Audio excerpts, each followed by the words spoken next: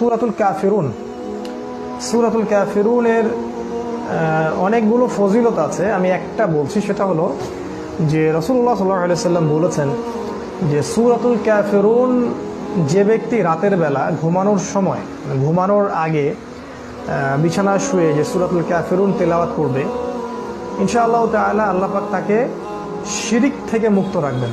শিরিক থেকে মুক্ত রাখবেন, যেটা সবচেয়ে বড় পাপ। যেই পাপটা আমলনামায় থাকা অবস্থায় যদি আল্লাহ না করুক কারো মৃত্যু হয়ে যায় তাহলে, এবং তওবা সে না করে, তাহলে তার জাহান্নামে যাওয়ার পসিবিলিটি খুবই বেশি থাকবে।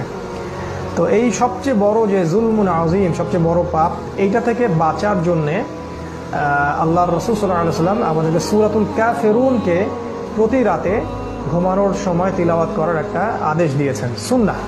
এটা আমরা যদি প্র্যাকটিস করি ইনশাআল্লাহ আল্লাহ পাক আমাদের হৃদয় থেকে শিরিক দূর করে দিবেন এবং শিরিকটা